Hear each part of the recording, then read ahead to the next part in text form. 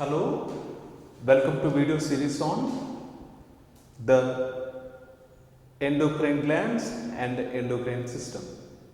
Students, do you know one important major endocrine gland that can control all other body organs in our body?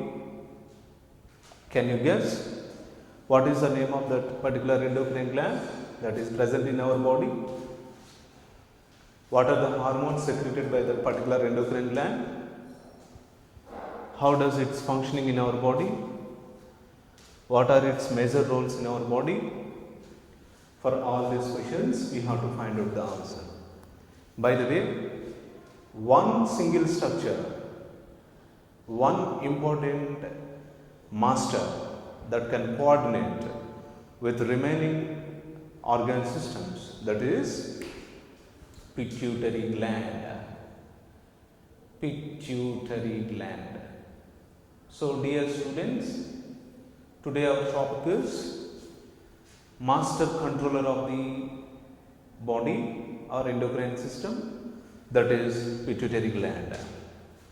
Do you know pituitary gland has two major divisions, that is adenohypophysis, the first one. Second one, the neurohypophysis. First one, adenohypophysis. Second one, neurohypophysis. Adenohypophysis is nothing but the anterior pituitary gland, and neurohypophysis is nothing but the posterior pituitary gland. Now, what were the secretions of anterior pituitary gland? That is nothing but adenohypophysis. What were the secretions of posterior gland?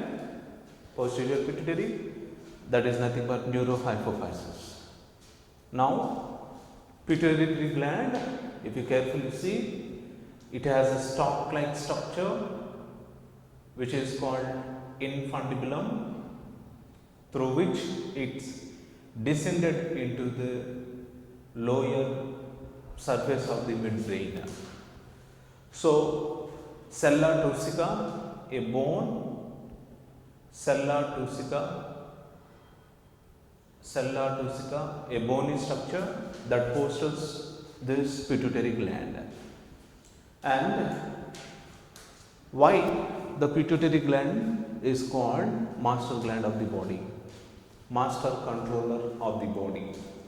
There are some reasons, and there are particular what we can call evidences why scientists has called pituitary gland as master controller of the body. Here, the adenohypophysis of the pituitary gland produces, or anterior pituitary gland produces, some hormones. Let me name the anterior pituitary hormones. First one, growth hormone. Second one, follicle stimulating hormone. Third one, thyroid stimulating hormone. Fourth one, and if you see the fourth one, luteinizing hormone. Fifth one, prolactin. Fifth one, prolactin. So, these are major important anterior pituitary hormones.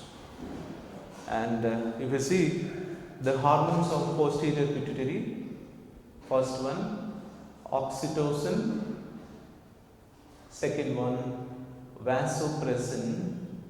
Two major important hormones of posterior pituitary, nothing but neurohypophysis. Do you know growth hormone acts upon the limbs?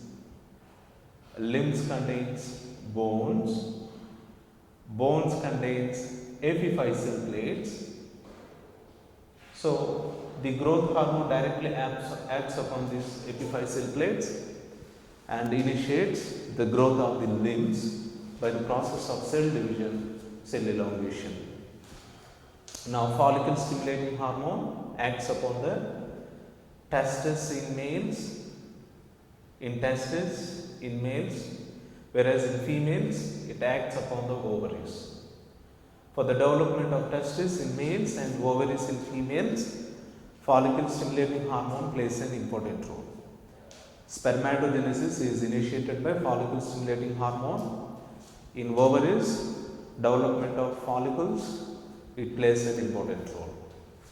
Thyroid stimulating hormone directly acts upon the thyroid glands and helps in the growth and development of the thyroid gland. If the thyroid glands develop, they are able to produce a hormone named thyroxine. As we have seen in the earlier T3, T4 hormones are produced by the TSH, which means thyroid gland, and a luteinizing hormone, which has directly it acts upon the ovaries during ovulation phase. It plays an important role. During menstruation cycle, luteinizing hormone plays an important role. Prolactin helps to grow the mammary glands and secretion of milk from mammary glands. Prolactin plays an important role.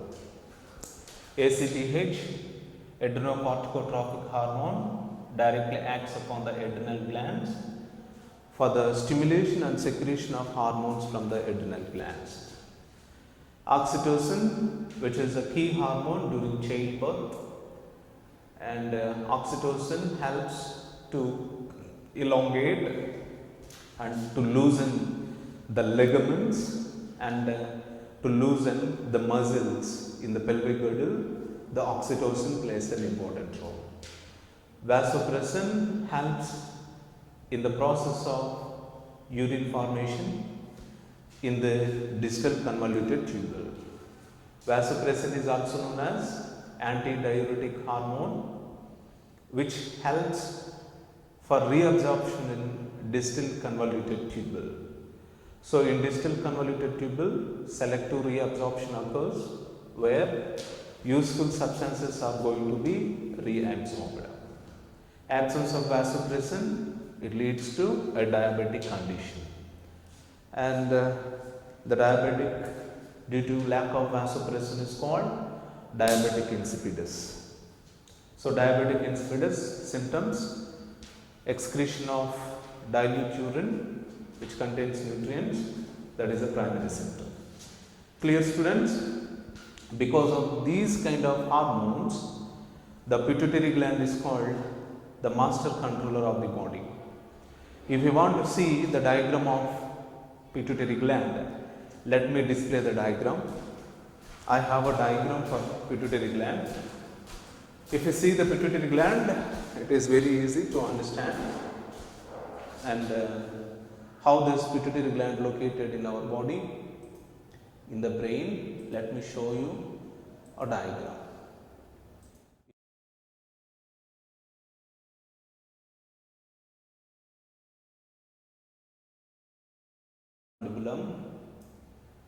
And can see how the pituitary gland descended into the lower midbrain, exactly here. Clear, students? I hope so everybody understood well. We will meet in the next class once again, and don't miss the next class. I think everybody understood this concept. We will meet in the next session once again, students. Thank you. Have a nice day.